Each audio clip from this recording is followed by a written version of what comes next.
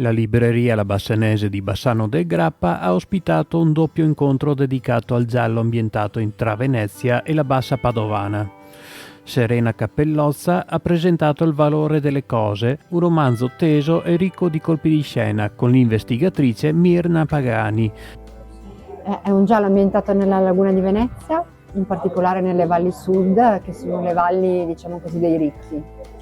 Mi è rinvenuto in laguna il cadavere del presidente di una nota impresa del nord-est, avvolto proprio come un involtino primavera in un tappeto persiano.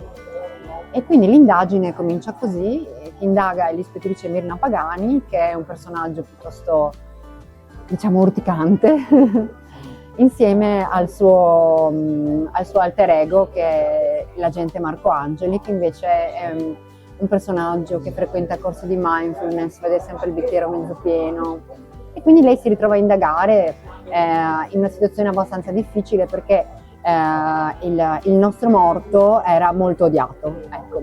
Alvise Trisciuzzi ha invece raccontato il caso dell'uomo che fu ucciso 2 volte, in cui il maresciallo Arturo Bonomi ha affrontato un enigma spiazzante: 2 colpi, 2 mani diverse.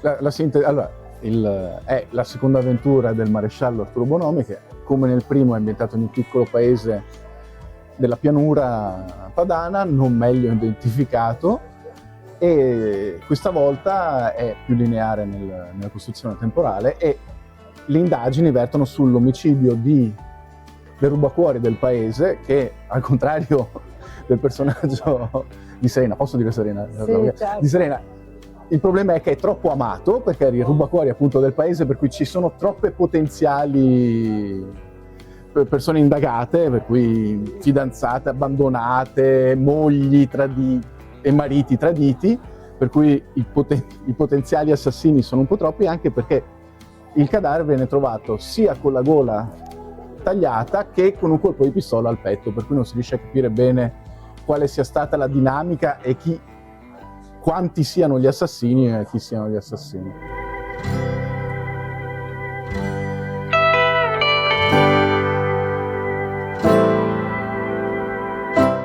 Siccome per me è proprio la scrittura un momento di libertà, i personaggi mi vengono molto, molto spontaneamente, però io scelgo sempre prima la vittima, ma non sono un'assassina. E quindi la scelta della vittima è proprio perché mi è apparso questo sigaro da 2.000 euro, e da lì ho fatto dei collegamenti, ho pensato quale potrebbe essere la mia prossima vittima. E quindi da lì, insomma, ho una fantasia che va abbastanza... è caotica.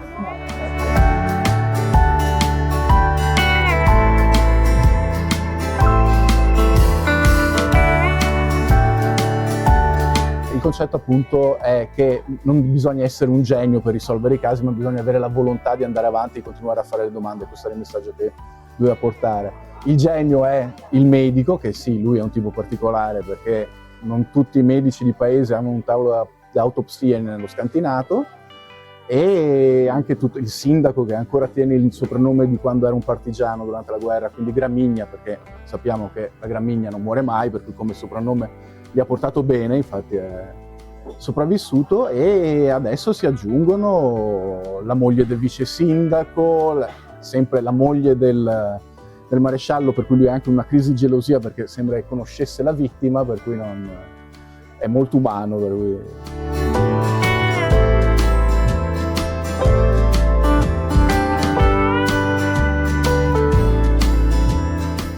Allora, io sono un amante della laguna. Nel libro Venezia appare però solamente nello sfondo, perché è una bellezza troppo sfolgorante, diciamo. E quindi io tendo più ad ambientare nella Venezia sconosciuta, all'ombra di Venezia. Proprio mi piace proprio esplorare quei luoghi che sono anche poco conosciuti e che sono bellissimi. L'incontro fa parte della rassegna La per il libro, la nuova formula culturale della Bassanese, che unisce la presentazione del libro a un aperitivo offerto dalla libreria.